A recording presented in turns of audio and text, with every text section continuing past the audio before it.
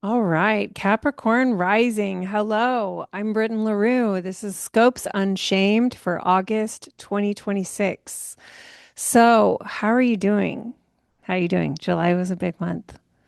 July was really big. So, before we get into August, I would invite you to really sit back and feel into if July has three top themes.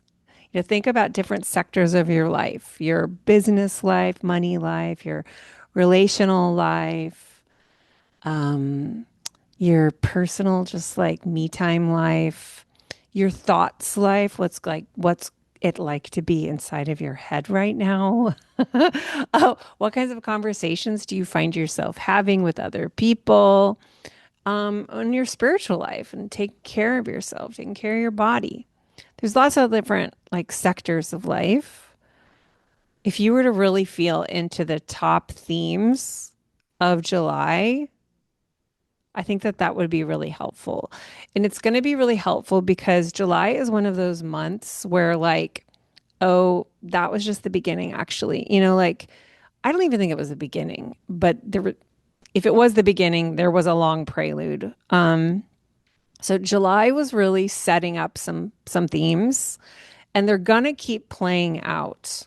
So the more you understand like, oh, I'm inside of a story that's got these themes or like I'm in a song and it has these themes. The more you understand that, the more that you will feel empowered and in your agency as you ask questions of yourself, as you set goals, as you show up to your life, you'll have more of a sense of like, I get it. I get the stories that I'm in. I'm just at the beginning of getting all the data. Like there's still acts to be acted in the play, you've still got more coming in. But the more you're like pretty clear on that. So if you can, I would really take some time, like whether you're like driving a car or you're on a walk or you're sitting with your journal to just reflect. Maybe there's someone in your life that you like to talk about these kinds of things with. And then the two of you could share, like, what do you think your big themes were? And if someone who knows you really well, they may be able to tell from watching you what your thick themes are, maybe even better than because sometimes it's hard for us to see ourselves. So some of these themes are going to be continuing to play out in big ways in August. So, like the real big theme of August is that we have eclipses. And so you may have heard about eclipses. It's a thing. Every 6 months, we have a period of 2 weeks to 4 weeks, depending on if there's two eclipses or three eclipses, where we're in kind of like a window of eclipse season because you don't have one eclipse. There's always at least two. And so eclipse season is like what's in between the eclipses. And it's really the in between period where we put the focus because sometimes the day of the eclipses are can be uneventful. I mean, not always.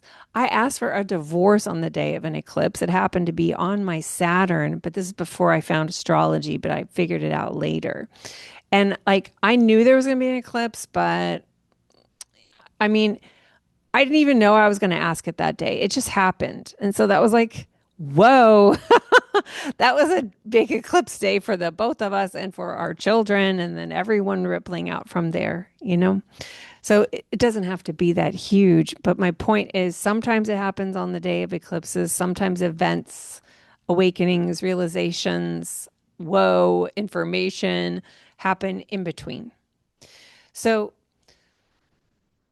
the first eclipse is August 12th, and it's on the 20-degree point of Leo. And that is in your eighth house. I'm like, right. I've been doing a lot of scopes on shames today. That's in your eighth house. And it's on the 12th of August. The sun and moon are coming together in Leo. That's what a solar eclipse is when the sun and moon come together and the moon is eclipsing the light of the sun from our position. because the moon is between us and the sun at the new moon. And um, Leo will also have Mercury, which will, thank goodness, no longer be retrograde like in July and will no longer be in Cancer.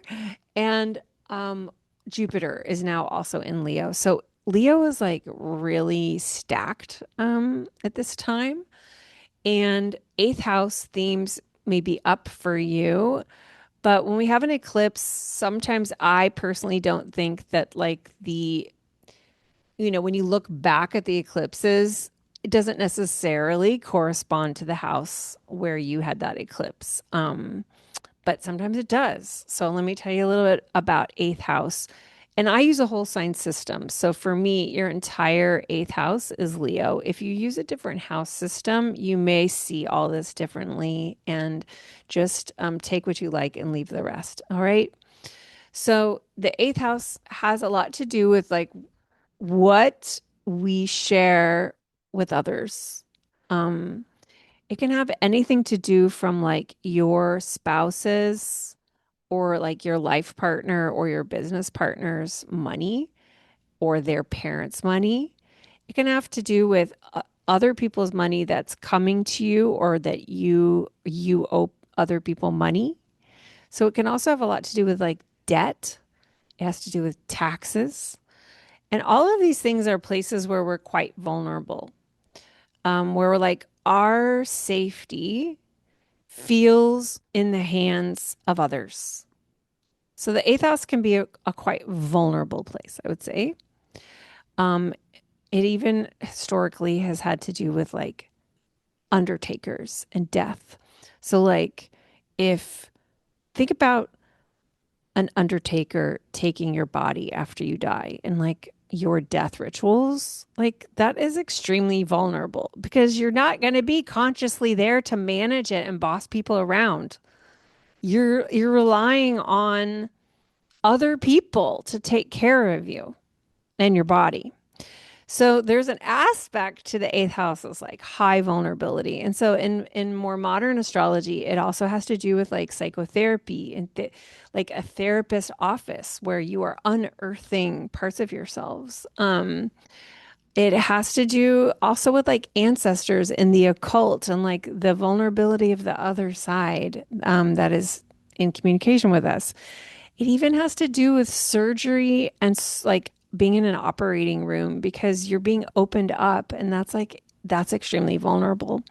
So there's an aspect to the eighth house that's like high vulnerability, we could call it. And it can be where you have secrets, where you have like taboo parts of yourself that get awakened over time.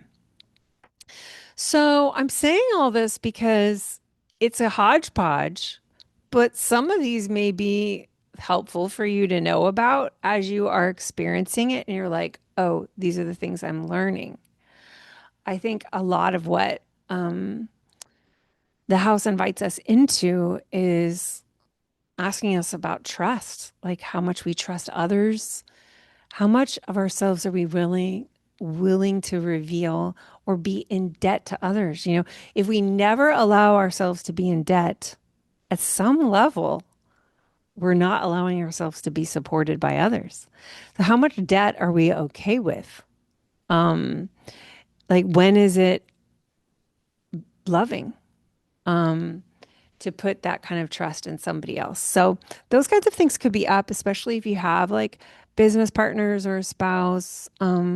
Some of these, maybe you have a bookkeeper who takes care of your taxes. Like all these things could literally be happening. Like sometimes this house feels very esoteric, but sometimes it can be extremely literal, like oops, eclipse, and you inherited such and such money from an aunt you didn't even realize what put you in the will. You just never know. So I'm just saying those types of things may be available. And I personally always find that eighth house times, not always, but they often are times where I'm like more in a kind of some people call it shadow work phase. Like it can bring up my own awareness of parts of me that act from fear, parts of me that have like obsessions and compulsions and control things that I maybe had been unwilling to see. And so sometimes eighth house retrograde type things, eclipses can bring up for me, like, oh, am I willing to see this about myself because it affects my partnerships? Or, oh, am I willing to see that about my partner because those patterns are affecting me? Because we are vulnerable to each other in this space. So that's enough there. Those are some of the things that could be up, or it just could be a general eclipse where there are surprises. Eclipses tend to be times when things get illuminated that had previously been concealed because there's this play of light. And so they're uncomfortable because this thing has now been revealed. New information has come to light. Events have now happened so that we see this stuff. Sometimes this is extremely collective. Sometimes it feels more personal. Depends eclipse to eclipse. But often in eclipse windows, like we are kind of like rapidly having to update our understanding of reality based on this new information. So, like, time is really funny inside of eclipses. That's August 12th to August 28th. When we come to the second eclipse, then the sun will be in Virgo. So the sun will be out of your eighth house. Okay. That will probably feel nice. And now you're moving into a part of your house, that a part of your chart that relates to how you understand the world, the universe, your cosmology, your religion, your philosophy, how you feel held by a larger intelligence. Maybe that's more science based. And it can be an expansive house having to do also with things like living abroad and like moving away from the learning that you grew up with into a learning that's really stretching you and helping you see a larger perspective, more of a mountain view than a village view. And so in this time, there will be that eclipse is at, I believe it's five of Pisces in the opposite house, in the third house, because Pisces is the polar sign of Virgo. This is a lunar eclipse now. We're at a full moon, so it's involving a polarity. And in general, I would say, unless you have luminaries, sun or moon, in ninth, third, the opposing house is the third. I do tend to think these eclipses can be more gentle when it's ninth, third. However, if you have sun or moon, like if you're a Pisces sun or moon, or if you're a Virgo sun or moon, they may be, this full moon may feel bigger because like such important parts of you are being illuminated. And lunar eclipses tend to be fairly emotional in the sense that you really tap into the opportunity to feel. And this is a beautiful thing that we've learned to be afraid of in our culture. But Pisces is a water sign and it's going to invite you into feeling. If there's any grief to be processed, this is a beautiful time. There's always more joy for you on the other side of some grieving. Are you interested in more joy? You know, it's like, it's a fair question. Maybe you're not, right? But like, it is a true thing that you access more joy on the other side of grieving. So if there's any grieving to be ritualized right now, I would invite you to create some space around the full moon to feel, to grieve, to tap into these deep wells. It will move things around for you. It will feel really good on the other side. You'll be glad you did it. May it be beautiful. May it connect you with how held and supported you are. Thank you so much, Capricorn Rising. If you appreciate my approach, I would love it if you would subscribe. Just subscribe right now. I'm growing this project. I'm growing my channel. I would love your subscribing. I would love to receive comments, likes. I would love you to share this with someone else who's a Capricorn rising, or find the rising sign of a friend and share it. Really appreciate your support in building this channel and building this project. And I will see you in September. Thank you so much.